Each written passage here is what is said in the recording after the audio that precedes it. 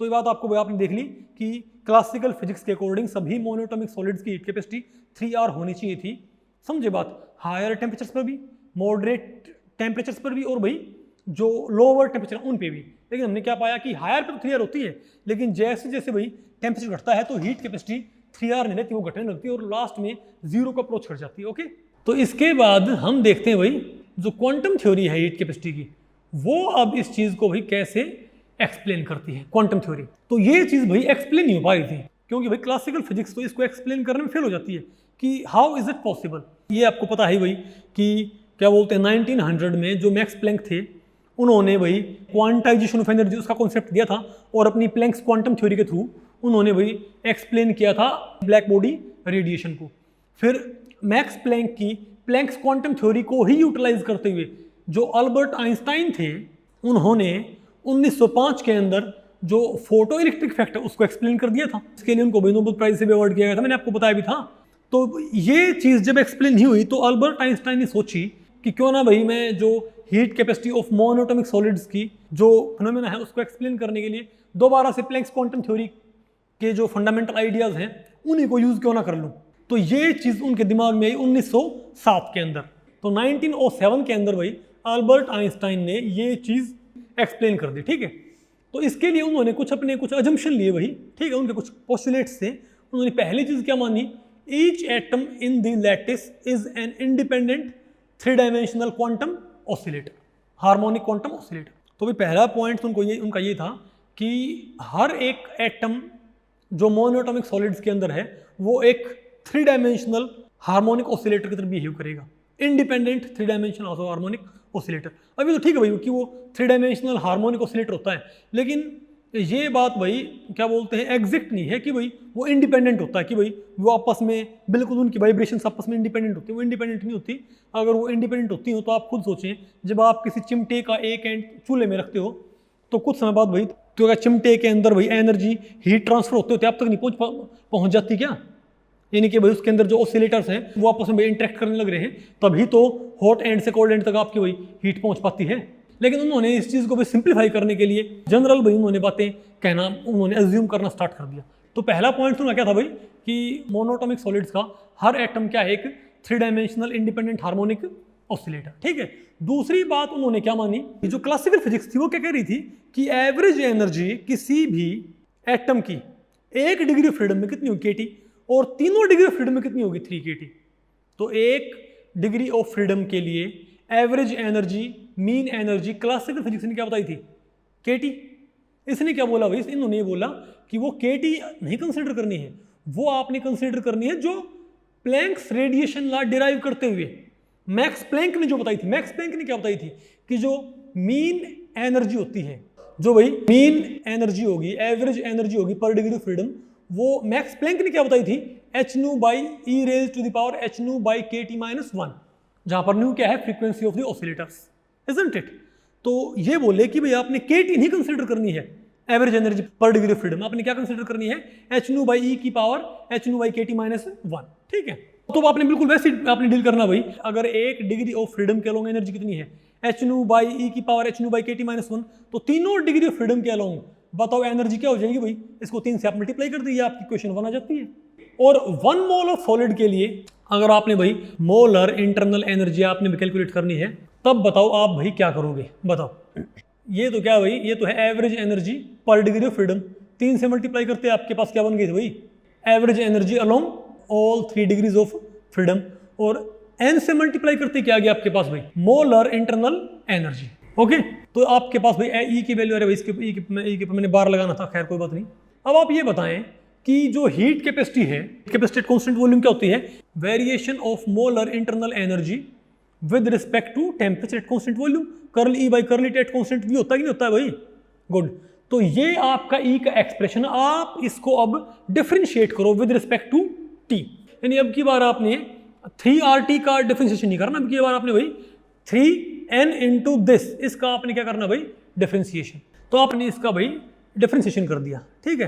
अरे जो आपके पास इक्वेशन 2 थी उसका आपने क्या कर दिया, डिफरेंशिएशन। तो डिफरेंशिएशन आपका क्या आएगा, 3nk इंटू h/kT की स्क्वायर और e की power h/kT divided by E raise to the power H nu by K T minus 1 की होल स्क्वायर। ये भैया आपकी इक्वेशन 3 आ गई। अब ये क्या है, Einstein's equation for the heat capacity of monoatomic solids. ठीक है, अब ये सभी टेम्परेचर्स पर हीट कैपेसिटी के वेरिएशन को एक्सप्लेन कर सकती है। कैसे?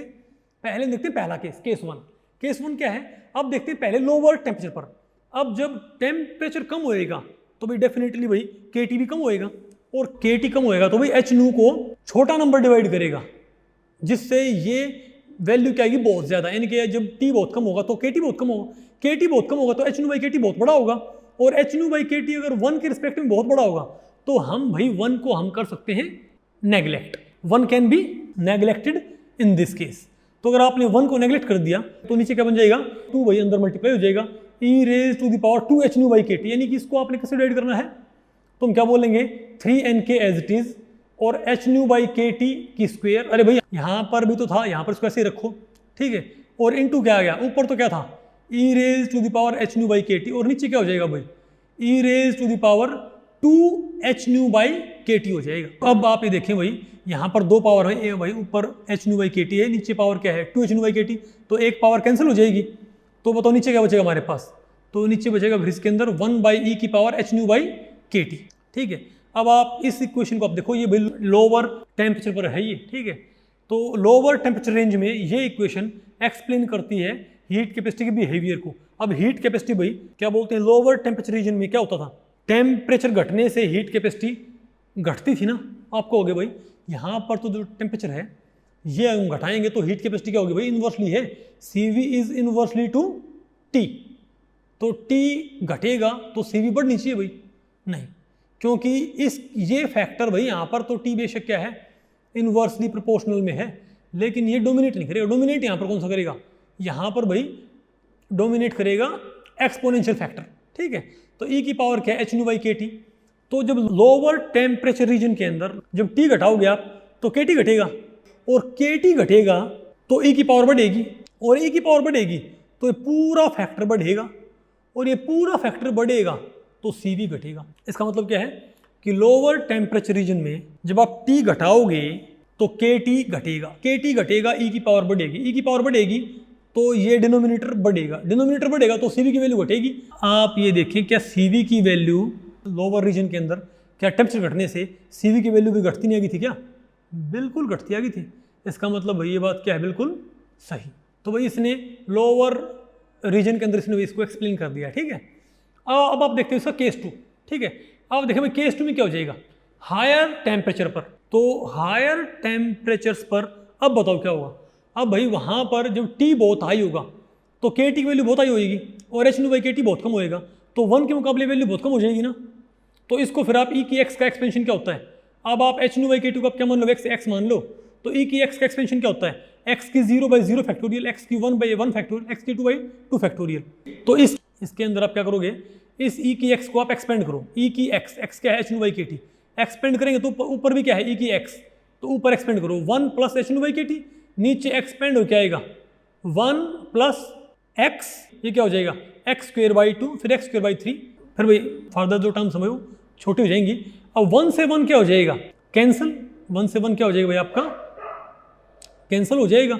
ठीक है, और 1 से 1 कैंसिल होने के बाद अब आप ये देखें तो नीचे क्या बचेगा, ये अब 2 नीचे बचेगा ना भैया, इसको आप अंदर मल्टीप्लाई कर दो एच न्यू बाई KT के होल स्क्वायर से, तो ऊपर वाले 1 से कौन मल्टीप्लाई हो जाएगा, एच न्यू बाई KT का होल स्क्वायर, ऊपर तो क्या आ गया भाई एच न्यू बाई KT का होल स्क्वायर, और नीचे आपका क्या हो जाएगा ये एच न्यू बाई KT। अरे भाई इसको आपने ऊपर मल्टीप्लाई कर दिया, इसको एच न्यू बाई KT के होल स्क्वायर को आपने भाई ऊपर मल्टीप्लाई, तो नीचे आपका क्या रहता है H nu by KT plus 1/2 H nu by KT का स्क्वायर।